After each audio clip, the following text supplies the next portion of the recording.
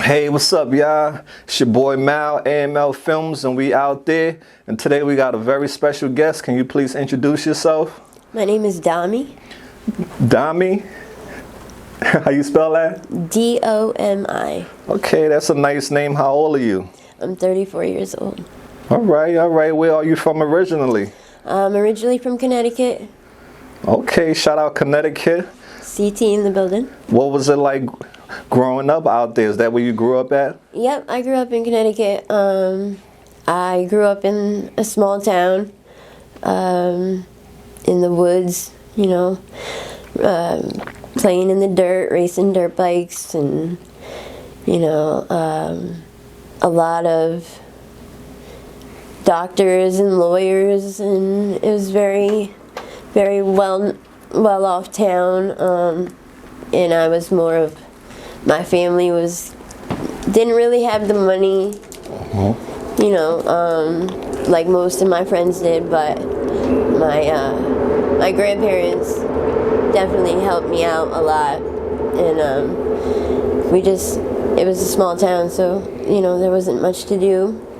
You grew up with your mother and father also? Yep. My mom and my stepdad, I lived with them half of the time, and then the other half, my dad was in my life. All right. What's the relationship like between you and your mom and you and your dad?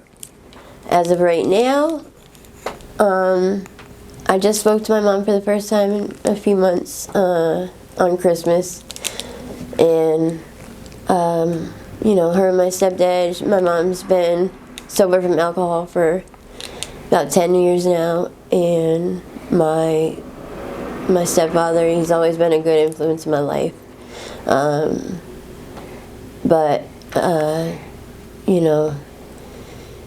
hear you. Okay. So now let's go in school, right? Paint us a picture. What type of high school student were you? So a lot of my high school career was me getting into trouble. I was expelled from schools. I was getting kicked out of, general high schools, and going to, schools where it was semi-private for kids that had behavioral issues. And 14, I caught my first charge at school, and it was my first week of my sophomore year, and I got arrested for selling pot brownies and alcohol nips in class. And my parents were the ones that helped me to bring those to school, so my parents were the type of cool parents, I guess you could say, because everybody else's parents were real strict, and mine, had keg parties, and we, partied a lot. So it was different because I really felt out of place. I wanted that structure, and I wanted the parents who, took you to ski clubs and did, extracurricular activities. Like, I would be playing soccer and sports, and I'd be the last kid there waiting for their parents to show up, and, I'd get a call that my mom's drunk at the bar. I'd have to walk to the bar to go get my mom, and, I felt really out of place with whom I was involved with in school. I tried to always kind of make myself to appear like all the rest of the kids, even though I knew I was kind of I don't want to say trailer trash, but in retrospect, that's kind of how it was. All their parents were doctors and lawyers, and we didn't have a big house, and we didn't have a lot of money, so right. It was different. And in my school, the only black kids that we had, or ethnic kids, were exchange students from Ethiopia or a different country. It was very rare to have, any type of mixed culture, and if that was the case, that was in other towns where, you know, it was the projects and stuff like that, and that was like, that was in the inner city, and that was like all the way across the state. That's where my dad lived. So on the weekends I would go out there and see a whole nother different version of life. So I kind of had the best of both worlds in a way. Yeah. But you know, my dad, I'm the oldest of 8 kids. My mom and my stepdad have me, and I'm their only child. My dad has, you know, mixed 4 kids with 1 woman, and, you know, then the other kids, we all have different moms. So the oldest and I'm the oldest, the youngest and I are 16 years apart. That was something that, you know, I'm the only addict out of all of them, because I kind of sheltered all of the kids, the younger ones, from all the chaos and the destruction. And growing up, my dad was a heroin addict my whole life, in and out of jail, and he was the first person that introduced me to heroin and to How old was you when he introduced you to heroin? I first shot heroin with my dad. I was 19. So, you know, going back, like drinking and smoking weed, that was with my mom and stuff like that. I was 13, 14. You know, that was okay. You know, and then I started getting to pills with my best friend's mom, who was a doctor, and he didn't know that his mom was writing me prescriptions and, you know, introducing me to Xanax and Perks and Oxys and stuff like that. So I had lived, you know, I grew up very quickly in advance to my friends, because they were never around that type of environment, and they would come to my house and be like, oh, your parents are so cool, and I'm over here like, yeah, I wish I had your parents, you know. But at the same time, you know, I had heavy resentments throughout the years growing up, because I wanted that other life, and I tried so hard to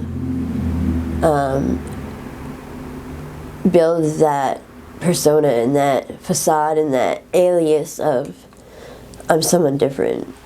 Like, I felt like I don't, was I switched at birth, like I don't belong, you know. I want so much to be normal, or whatever the norm was, you know, what I thought it was then. And I was angry growing up, you know, like, that's not fair. And I always said, like, I would never be like my parents and never do this, and I actually, you know, that's how I bonded with my dad, or was able, I felt like I had to know his world in order for him to stay near me. That was the only way that we were going to bond, and it was if I got to know that side, because I grew up, you know, seeing the addict in him and wondering what it was about this drug that took him away from me and took him on this chase, you know, being young, 12, 13, 14, running in and out of crack houses looking for my dad. How far did you go in school? So, you know, I got expelled. I got a tutor. I went all the way to my senior year of high school. I tried to get emancipated. I was 17 when my mom, you know, she, like I said, she was a bad alcoholic, and she got upset with me for trying to leave and emancipate myself. So in her, drunken stupor, to try and get back at me, personal vendetta, I guess.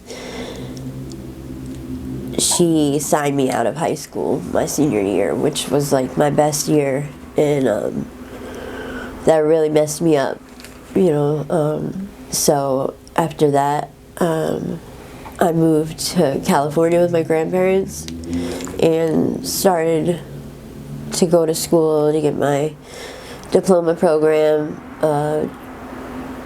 Tried to get accepted to San Francisco Academy of Arts University, and I got a phone call that my mom was probably not going to make it through the next like 24 to 48 hours because she had gotten wet brain from alcoholism, which basically you drink yourself to death and you drown your brain and your basic motor skills, and she it was like she was 38 years old with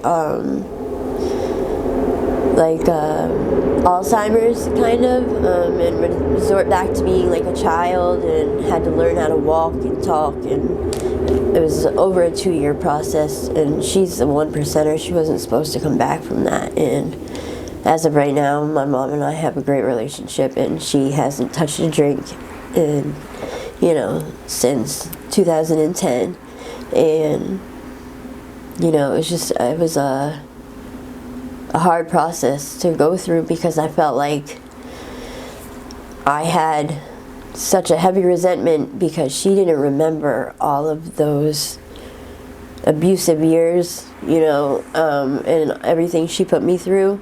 And I felt like I had been shorted, like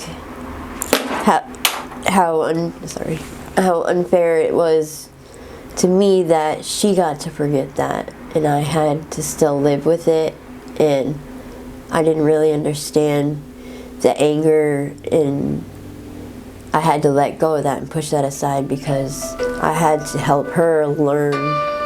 You want me to give you your phone? No, Not yet. I just want to make hit sure. the side button if you want. All right, so got you. Quiet it.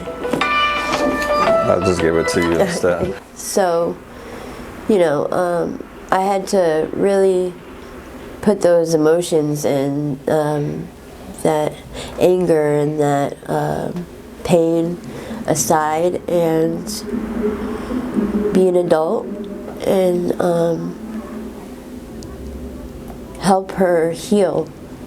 And I think that if, a God of my understanding or the universe hadn't put that pain in our lives, that we wouldn't have been able to both really grow from that. I could have lost my mom in a lot of different ways.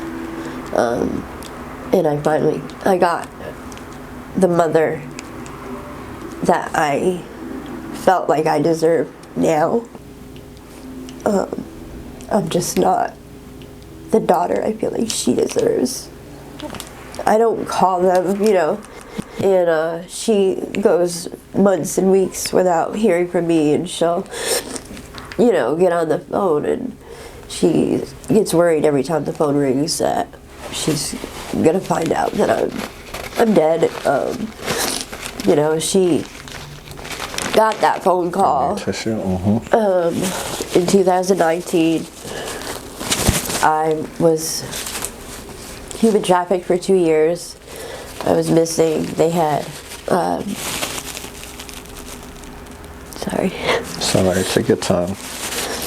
They had missing persons reports all over the tri-state area. They had a Facebook page. So I ended up getting my daughter taken from me. Is that the only child you have? One? Yeah. Yep. Okay, continue. My daughter's father's parents and family took her from me. I was clean the whole time before I got pregnant and during, and but I was selling drugs to support my family. and still taking care of my daughter, never put her in any type of environment to where she would be in danger. You know, I would go away at night and do what I had to do and take care of her, you know, make sure that she was taken care of throughout the day, and at night had tummy time and read her book, put her to sleep, made her bottles, and he just had to wake up and change her, really. And I would go and trap all night and come back and check on her a couple times, and you know, his family found out and broke our family up and gave him an ultimatum by saying, you know, either you get your shit together or we're going to take the baby from you and you can stay with her, or you can choose your daughter and leave the mother of your child. And I was the type of mother that had postpartum where I was obsessed with my baby and I didn't want anyone else but him and I around her. I was very hands-on. We were very, you know, only certain people were allowed around her for the first, you know, 9 months of her life, and it was the happiest I'd ever been. It was the best time of my life, was being her mom. And I know I probably didn't do things the right way, but I did what I knew, and what means I had at the moment. And I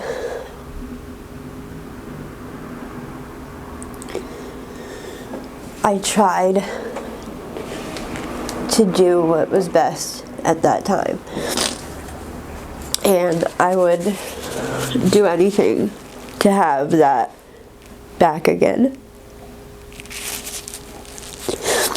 But she was taken from me at 9 months old, and she's 6 now. And that was the last time I saw her. It was the first time I had ever let her out of my sight for the night. And it took me like 5 hours to actually leave his sister's house to let her stay there with her dad and with his sister. And that was the last time I saw her. And the next day they were supposed to meet me at a mutual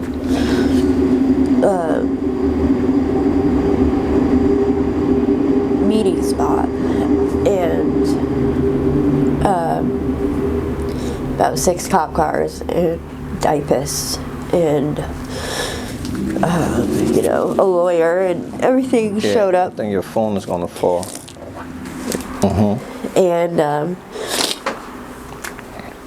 And I didn't get my baby back. So about a month after that, of just trying to fight, you know, sneaking away to meet with him and the baby, we ended up getting caught doing that, and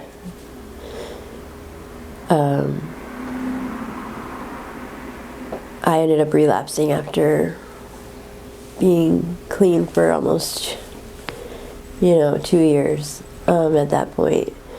And I relapsed, and I've been on a about 5-year bender since. And he got everything. He got the apartment, and he got clean, and had the best relationship with her, which I couldn't be more grateful for. That thankfully she does have a good family. You know, his family is great. I couldn't be happier. And this year was the 2nd year anniversary memorial of his death. The child's father? Yeah. What was the cause of his death? He ended up relapsing 3 days after Christmas. And he wanted to do some coke, and I guess somebody had convinced him to do, you know, it in a shot and shoot it instead of snipping it, which he normally did. And they accidentally mixed up their dope shot with his coke shot, and he overdosed, and that person left my daughter with his dead body. And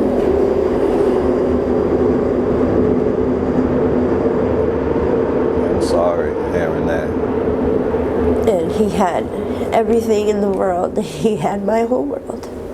And I was very angry. And I tried to go there to the funeral. And his family basically said, you know, we wish this was you in the casket, not him. And I did too at that point, because she loved her daddy. That's all she knew. So at his memorial, his 1-year memorial, my sister,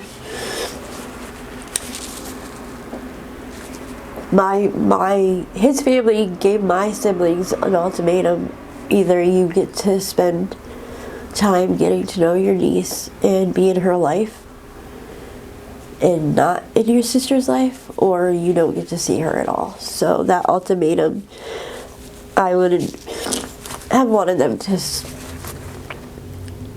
make any other decision than to stop contact with me and be in her life, because I need her to be around, you know, these influential women that my sisters are. They're beautiful, amazing, smart, successful women, and she has been blessed to be a part of their lives. Sorry. It's all right. So I don't want to take up too much of your time, so we're going to speed things up a little bit, all right? Yeah. You're doing great. So let's get down to Kensington present, the black hole you're in it right now. Oh, yeah. How did you get down here? So, speed it up. On a different note. Kensington. So, during COVID, a friend of mine and I decided to take a little road trip. You know, the hectic, chaotic COVID, you know, in small town Connecticut. We were bored, so we rented a U-Haul truck and we drove to New York, Lower East Manhattan, and partied and got a little too crazy and ended up in Atlantic City. I've never been there before.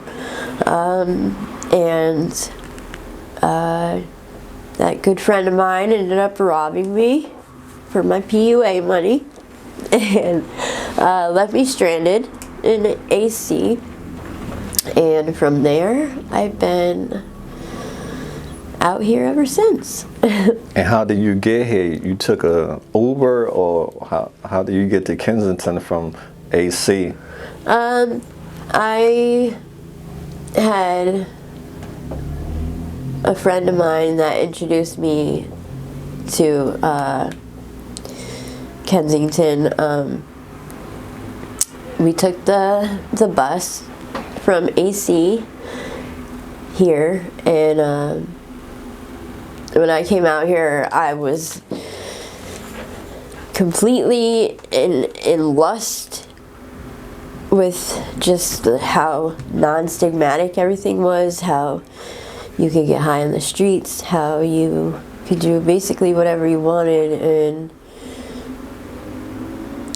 there's just this chaotic, you know, I call it like the Bermuda Triangle of the East Coast. There's a darkness here that draws you in and really doesn't let you out.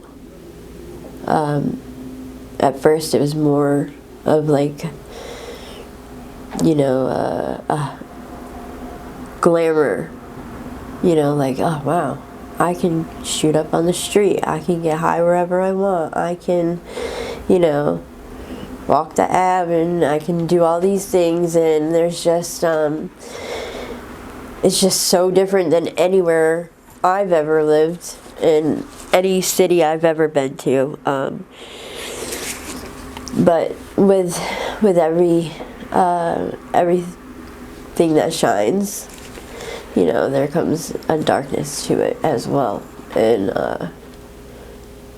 now, being here for 3 years, I've seen probably the worst possible things in my life out here. I lived and slept for 6 months in Needle Park, under a tree, and, you know, being homeless out here, you know, I've witnessed, you know, 20 feet right in front of me, a man get shot 11 times over a backpack that was supposed to have somebody's shit in it, and it was the wrong backpack, the wrong guy. So this man got shot right in front of me, and the man that did shoot him, you know, walked by me and basically just pulled out his gun and put his finger to his mouth and basically just told me, like, be quiet, and just nonchalantly walked away. And the bike cops that rode by during that time just kept going. And that, oops, I got that's okay. That alone right there, yeah, that was that was something in itself, you know, experiencing. I've seen a lot of death out here. I've seen a lot of things that can't be unseen, a lot of things that I can't talk about. Trauma. My mental health is completely diminished. Psychosis is real. I do drink in ice, which is crystal meth. So meth psychosis, with staying awake for days on end and experiencing a lot of the, you know, there's a lot of chaos, there's a lot of danger, and shootings. I've been held at gunpoint numerous times. I've been robbed. I've been held against my will for days on end.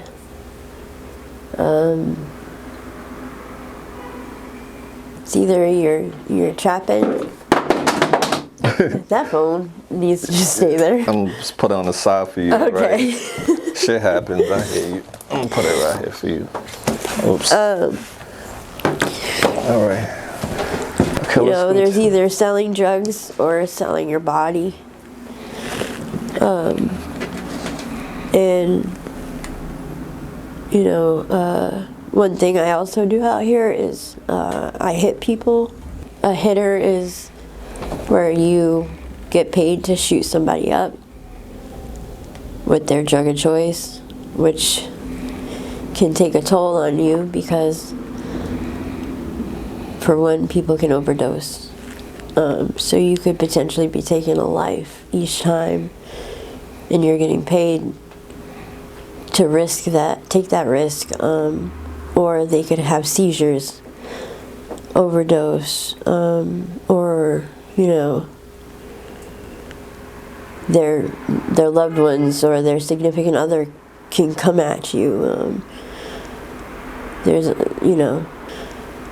a lot that comes with that, and it's guilt-ridden, but I've also been like that dark angel in the sense where I've saved over 24 lives in the past 2 years. Amazing.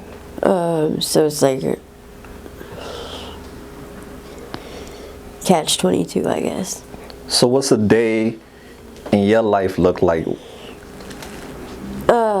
Right now is really tough because it's winter. This is probably the hardest it's ever been. I struggle every day to survive, meaning the cold, being in the cold, being homeless on the streets, not knowing if you're going to wake up, not knowing if you're going to walk the streets and be, abducted or held at knife point, gunpoint, having to sell my body to support my habit. I wake up every day, and if I go to sleep, which as of right now I don't remember the last time I slept. What's your living status now? You homeless still? Yeah. I was living in the shelter for a while, and I got kicked out because I had a spinal infection, which was a liability on their behalf. So I AMA'd from the hospital, and I currently am living with that, which could potentially paralyze me. Are you going to go back to the hospital? I say I will. Once I get enough dope, once I, conjure up every justifiable excuse to think that it's just going to go away, which I know it won't. As of right now, I have infection that is in the vertebrae of my spine. So I wake up in pain every day because I choose to shoot myself in the neck. And does that help take away the pain when you use the tranq? Does that take away the pain? Yeah, it does, but it makes it 10 times worse when you go through, sleeping on pavement or sleeping in the rain and the, harsh environments, trying to find places to stay. Just surviving, that's a tough life. So why do you want to live this life?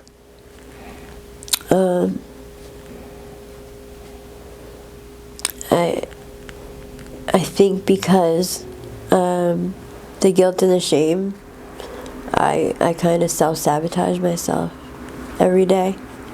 What's your biggest regret? My biggest regret is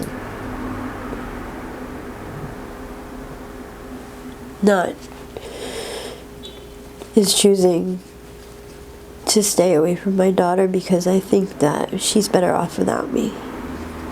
But I know that's not the case. As time goes on, it's like I feel like I'm just like in quicksand, and it's deeper and deeper, and I don't have, I feel like, because she just found out she has a mommy last year, I feel like, yeah, she's still young enough to where I still have time. Right now I'm at the point where I'm tired, and I'm angry at my drug of choice. I don't lust for it anymore. And I crave. I don't want to survive anymore. I crave to live. Like, I miss it. I miss it. Yeah, you deserve it. I miss life. I miss that feeling of, I don't know the last time I felt my heart beat or was able to take like a really deep breath and recognize like that feeling, like, yeah, okay. When you look in the mirror now, what do you see? I'm angry. I see a hurt little girl that needs to be mended. I see a mother who deserves her child. I see a lot of pain. I see somebody that I don't really know because I have built so many personas that I've lost who I really am. I go by so many different aliases that it's really hard for me to go back to, who I know is inside. And I hope that it's not too late. It's never too late. As long as you're breathing, there is still hope, So we're about to wrap things up. What have all these experiences taught you in life? That there's always, no matter how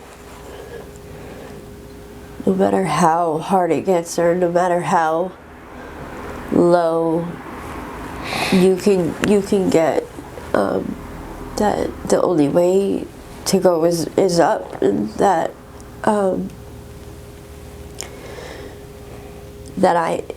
there is light, that there is a chance for me, and that I don't have to want to die every day. That's great. So you do plan on getting clean one of these days, right? Yeah, I do. I've been trying to take courses online, like here and there, on my phone. I crave to learn again. I miss that. I want to be a travel blogger. I want to get paid to travel and write my experiences. I have a title for a book already. I have an epitaph that's, extravagant.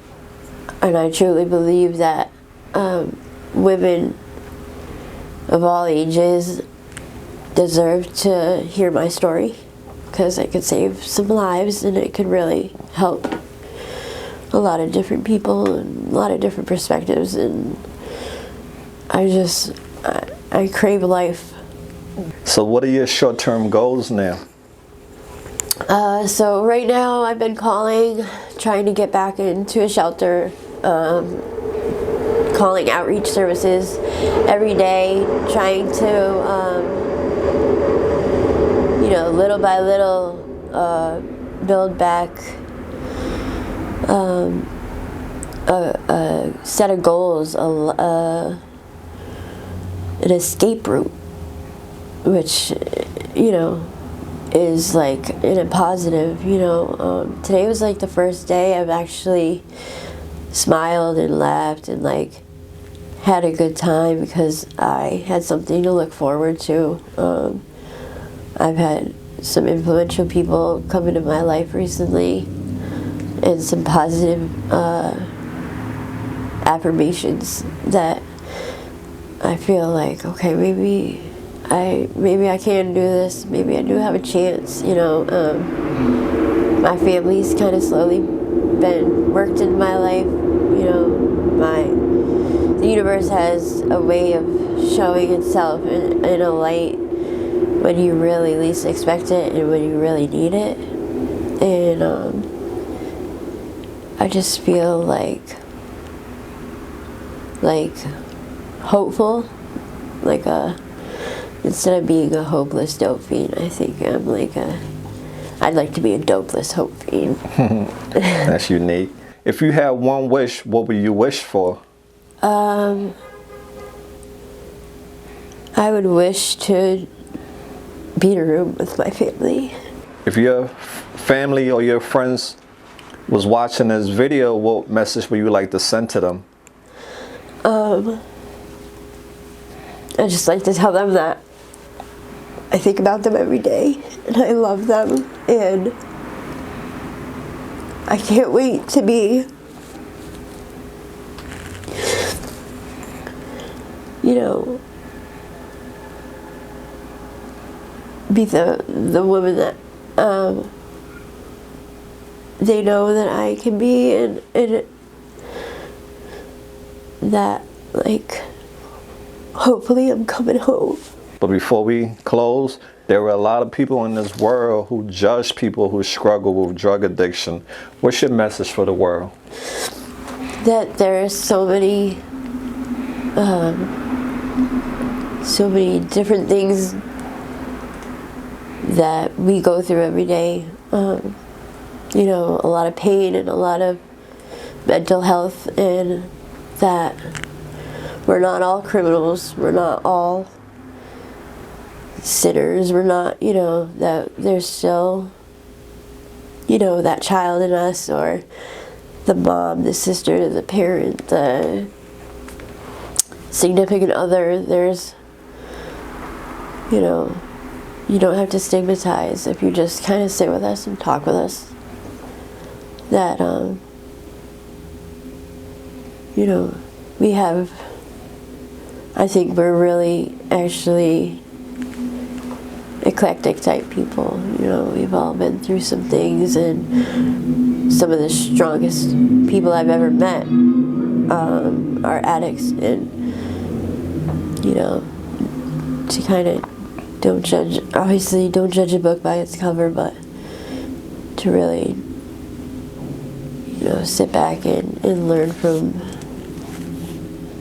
how difficult this is. You were amazing. Thank you so much for being courageous and, you know, sharing your story with us. Thank you. We wish you nothing but success, and we'll stay connected. You're part of the family now. So before we take off, is there anything you're in need of that we can help you with? Really, at this point, just spreading the message, I guess, and I just like to be able to, you know, show this to my family and let my siblings know I love them. If people want to reach out to you, do you have an email? Yep. Okay, can you spell your email out for us? Sure. It's DOMI003400 Okay, AML family, send her some love. Drop all the positive comments you got for her to let her know that she's not alone and she can beat this demon. Thank you. So, fam, remember, don't be bitter, be better. Until next time, we out there. Peace out.